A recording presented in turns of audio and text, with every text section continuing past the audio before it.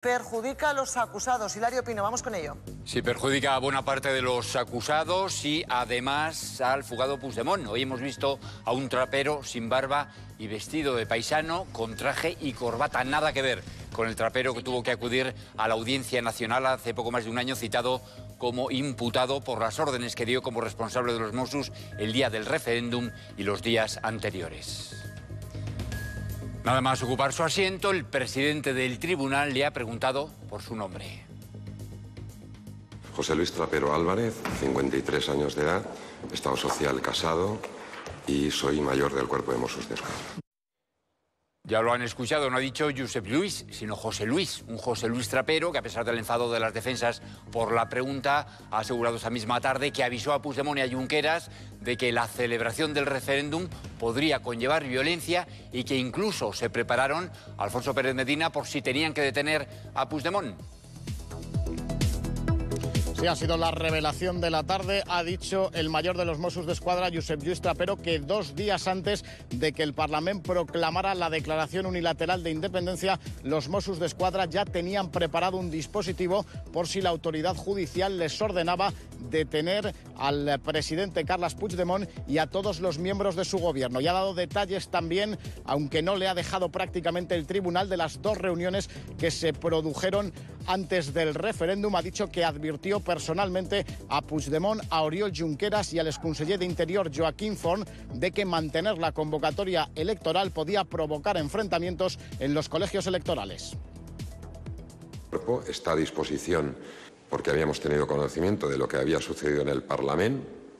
Desconocíamos, y lo digo personalmente, la trascendencia jurídica, que era aquello, y nos poníamos a disposición del órgano judicial si ordenaban algún tipo de acción. ¿Acciones como cuáles? La detención del presidente y de los consellers, si evidentemente se nos ordenaba. Alrededor de 2 millones de personas con la intención de hacer algo. Y pues unos 15.000 policías, porque no hablábamos de los datos precisos, digamos, precisamente que en cumplimiento de una orden judicial iban en sentido contrario y que eso iba a provocar necesariamente problemas de orden público y de seguridad ciudadana. ¿Eso es lo que le transmiten ustedes? Exactamente, ¿A quién? A los presentes en la reunión. ¿Quiénes eran? Presidente Puigdemont, vicepresidente... Bueno, vamos a ver. Vamos a ver. Yo respondo a lo que se me pregunta, señoría. El mayor de los Mossos, ya lo ven, ha disparado hacia arriba. Si alguien se esperaba un trapero muy independentista, provocador, desafiante o renuente a responder de forma clara, se habrá quedado muy decepcionado hoy con su comparecencia. Entre otras cosas, porque se ha referido al referéndum como un referéndum ilegal. No digamos el domingo, el día del referéndum ilegal, sino desde el propio viernes. Si era ilegal, ¿por qué los Mossos no cerraron los colegios antes de la consulta? Pues porque la orden judicial era cerrarlos si había material relacionado con eso, con el referéndum, y no lo había. ¿Y por qué no los cerraron el día 1 y permitieron que se votara y que los congregados formaran cadenas humanas? Pues ha dicho que porque solo había 2 Mossos por colegio, según lo acordado en las reuniones de coordinación, donde quedó claro que quienes se ocuparían del orden público, según él, serían la Policía Nacional y la Guardia Civil. Ninguna intención de facilitar el referéndum e impedirlo venía dado por las órdenes judiciales que recibimos. Esta ha sido la versión de Trapero, que también tenía respuesta para explicar lo ocurrido 10 días antes del referéndum, Alfonso, en la Consellería de Economía. Sí, ha asegurado que la salida por la puerta principal de esa Consellería de Economía era segura porque, aparte del cordón que habían montado los voluntarios, la Brigada Móvil de los Mossos d'Esquadra también iba a montar un pasillo de seguridad, pero ha asumido la responsabilidad de la decisión que finalmente se tomó, que la secretaria judicial del Juzgado de Instrucción número 13 de Barcelona saliera por la azotea y por el teatro que estaba situado junto a la Consellería. Ha explicado Trapero que fue porque era la solución más rápida. Porque era una cuestión de ahorrarnos el tiempo de volver a montar el cordón. Esa es la razón de por qué se le ofrece a la secretaria esa salida alternativa. También le han preguntado al mayor por su presunta resistencia cuando el gobierno nombró coordinador de todos los cuerpos policiales al coronel Pérez de los Cobos. No le gustaba, ha dicho, pero tampoco se resistió. Pero dije que no compartía que no consideraba que era la mejor designación. Ahora bien, también le dije siempre, su decisión se respetará como se hizo. Conclusión, que Trapero, además de defenderse a sí mismo, ha defendido al cuerpo de los Mossos y la profesionalidad de sus hombres, pero no ha hecho lo mismo con los políticos, no solamente con Puigdemont y con Junqueras, sino con algún otro, como el exconseller Forn, el exconseller de Interior. Le han preguntado por él y por su antecesor Jané, el que se marchó antes de que todo estallara. Vamos a dar por firmado ya. Llegó un momento que no quería correr, supongo, un riesgo, estaba incómodo. Pienso que... ¿Él le dio alguna explicación personalmente? De ese tipo, sí, de que estaba incómodo, de que... Yo le había dicho, bueno, es que estábamos incómodos los dos, porque llevamos tiempo hablando. No estamos de acuerdo en lo que dice el señor Forn.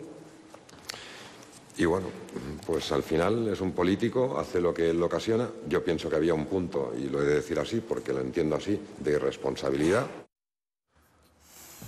Pues Trapero dispara hacia arriba, ya lo han visto, ha calificado el referéndum de ilegal y ha hablado de ese plan de detención a Puigdemont y a los consellers por si recibían la orden para detenerlos en ese momento. Elisa Beni, José Luis Roch, en nuestra mesa de análisis. Era una de las declaraciones más esperadas en este juicio del procés, más importantes. Y que además podía no haberse producido porque él está procesado por la Audiencia Nacional y podía haberse negado en ese aspecto a declarar y ha decidido hacerlo, lo cual no ha eludido ninguna respuesta. Una de las primeras cosas que hay que tener en cuenta es que ha decidido declarar cuando podía haber dicho que en este procedimiento no declaraba, como han hecho otros testigos que son procesados en otros procedimientos. Luego me parece que a título de, digamos, de lo que es entrevista, es decir, de saber cuál es pues, la primera vez que sabemos así de primera mano qué es cómo lo encauza, está bien. Desde el punto de vista puramente procesal, a mí lo que me parece es que la rebelión se sigue escabullendo en el Supremo, entre las manos de la Fiscalía.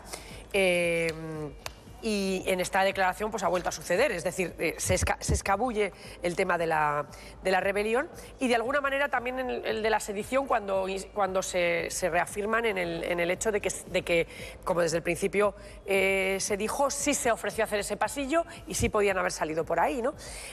Bueno, a mí me parece interesante eso, que haya contestado. Y también ¿Te vale la explicación que ha dado sobre la pasividad de los Mossos el día del referéndum? ¿Que todo era por orden judicial? A ver, yo creo que hay una cosa intermedia que también... Sí, y con esto termino. Bueno, pues que como me lo ha preguntado, pensaba que... No, ha preguntado a la mesa. Todo te lo preguntan a ti. Pensaba que me lo había preguntado a mí. Todo lo preguntan. No seas celosilla. No seas monopolista. Que a mí lo que me parece es que hay algo que ya es que yo insisto que lo más, digamos, aburrido de este juicio es que ya lo hemos contado todo. Es decir, no estamos sabiendo nada nuevo. Y es cierto que efectivamente... Bueno, yo no, en eso discrepo. No es lo mismo contarlo nosotros que escuchar en boca del mayor Trapero las explicaciones de cómo actuaron los Mossos. Cambia bastante la cosa. Sí, porque una cosa que se publica... Mira que lo ponemos interesante aquí. Pero me refiero a que contamos los hechos cuando sucedieron. Es decir, el hecho de que los Mossos de Escuadra habían atendido a las instrucciones del TSJ de Cataluña, pero lo habían hecho de la forma más estricta que podían hacerlo para no incumplir, también se había contado. Es decir, que sí, bueno, pero lo que dice Mamen, escucharle al mayor Trapero... es más interesante que escucharle al mayor Trapero decir y confesar determinadas cosas, yo creo que cambia un poco la situación. Trapero es un personaje dentro del procés por el papel que tenía y por lo que hizo y por lo que no hizo. Está calificado, perdóname, de irresponsable al exconseller de Interior. A su jefe, y no es no es un calificativo menor. Es decir, que en ese caso yo creo que él estaba un poco atrapado por lo que ha explicado, atrapado por las circunstancias. Era lo que él quiere vender, al menos, es que era un hombre de autoridad que respetaba la ley, pero que las circunstancias le llevaron en algún momento a, en fin, a estar un poco suave. Porque también es uno de los, en fin, que se les acusa de la apatía que tuvieron los Mossos, ¿no? Y eso va a ser difícil de quitárselo de encima. Y por último, también es importante reconocer, aunque tú decías que no se notaba, en fin, que no había datos suficientes para que se hable de rebelión y de sedición, creo que el hecho de que él reconozca que se advirtió de una posible violencia, de que se advirtió a las autoridades, a Puigdemont y a otros consellers, de que podía haber violencia, eso me parece importante y destacable. Pero fíjate, es decir, que no es el tema que constituya el delito de rebelión, pero me parece que es importante. Pero fíjate la incoherencia procesal, y es que se supone que se está juzgando una acusación de rebelión en la cual... No, se está intentando averiguar si hubo rebelión. Sí. Pero en este procedimiento... a ver, déjame terminar. No te pongas nervioso. Vale, pues entonces se está viendo a ver si estas personas son culpables de rebelión. Pero resulta que la rebelión...